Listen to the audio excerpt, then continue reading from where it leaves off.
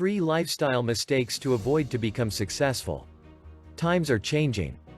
The way our parents became successful and lived their life is not the best option anymore. It works if the primary assumption is that employment is your preferred source of income, or at least your most viable. But fewer and fewer people are interested in that model. We want more autonomy in our lives, and that means different expectations of our employers or less reliance on them overall. Having a stable, well-paying career used to be the best option out there. It was safe and had room for growth. But now, young people everywhere are making money in ways our parents couldn't even imagine. Here are 3 lifestyle mistakes to avoid if you want to be successful. 1. We are too results-focused. It's way too easy to look online and see the results everyone else is getting or showing. We see the YouTubers, writers, and online business owners parade their results around and make it look like it's a simple 3-step process. And if we try creating a life for ourselves with that expectation, we will get crushed. Here's the problem. When you're just getting started on a new venture, it's completely foreign to you. You can't expect to be great at it when you start. Seth Godin believes this is a result of our industrial system. As long as we fall in line and follow the recipe, we will get the success that's been promised to us. The industrial system that brainwashed us demands that we focus on outcomes to prove we followed the recipe. If you want to live the life of a new age, you have to be in it for the long haul. That means the only result worth focusing on is getting better at the skill. Until you get good at the skill, there is no reason to think you'll be successful. You can't follow a recipe for building a creative life because creativity doesn't repeat itself, it can't. Everybody's journey to financial independence is a new frontier. You can never take the same path as anybody else because that niche is taken. One simple truth will help you get through your journey: you're going to be bad before you're good. Too often, we tell ourselves that says something about us. We see others' success in making money writing, investing, working, and because we measure ourselves up against their results, we take our lack of success personally. Buying into this is a recipe for a sad self that feels inadequate compared to a millionaire. This happens when you're results-focused at a time in your life when you're not good at anything.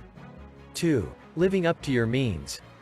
Living out with your means is a huge financial mistake and one of the worst you can make in your 20s. A paycheck-to-paycheck lifestyle has 2 components: your paycheck and your expenses. Over the last 30 years or so, paycheck-to-paycheck became the norm. There are a few reasons for this. One being the generation before are very used to a stable income. They could reasonably predict the amount of money coming in next month and weren't too worried it might be less. Another reason, and it's probably a symptom of the first, is readily available credit. If you have a stable income, you can turn most of your big expenses or emergencies into a monthly payment. There isn't much urgency to create a financial buffer for yourself. The problem is that time is money. If you're always living on the edge of your income, you miss out on tons of opportunities to both buy your time back and make more money. Most people get caught up in this trap, called lifestyle inflation. In other words, as soon as you bring in more income, you adjust your lifestyle to cap your earnings again. The people living paycheck to paycheck struggled this year. The people who were disciplined with their finances before the pandemic's arrival potentially made even more money in the opportunities that came from this chaos. 3. Wanting work-life balance. The idea of work-life balance begins with the assumption that work and life are separate. However, the two are inseparable. Instead, you should consider your life outside of work as well. Isn't working out work?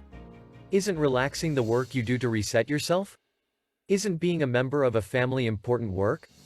A relationship? Maybe the issue is our relationship to work, not the balance of our lives.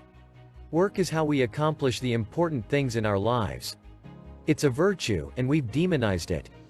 We've created a culture that wants to distance itself from anything that smells like work.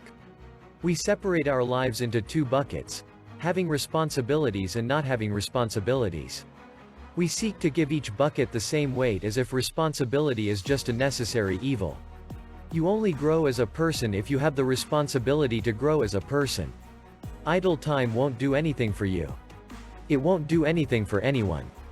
The root of this issue is that we want a break from our week because we did not choose what we do with our time. We've spent most of our lives satisfying the expectations of other people, and we're finally waking up to it. That's why there's been a recent surge of the quarter-life crisis. LinkedIn research reports that 75% of 25 to 33-year-olds have experienced a quarter-life crisis, with the average age being 27. Finally, we're waking up to the fact that our life is ours. Technology has allowed us more independence. We don't have to pick between fulfilling expectations and guarding our free time. We can take responsibility for our whole lives. Live your life like an entrepreneur, even if you're not one. Take responsibility for your time and your choices. Don't live to fulfill others' expectations, and the need for work-life balance will fade. What will be left is the realization that every moment is an opportunity to grow, a chance to invest in your future and practice virtue in the present. Whether or not you are an entrepreneur, you have the opportunity to live like one. Being an entrepreneur means preparing yourself to see and take advantage of the opportunities around you. There are more opportunities now than ever. If we keep thinking like the generation before us, we will never leverage the world around us and discover our own paths. Our own way forward.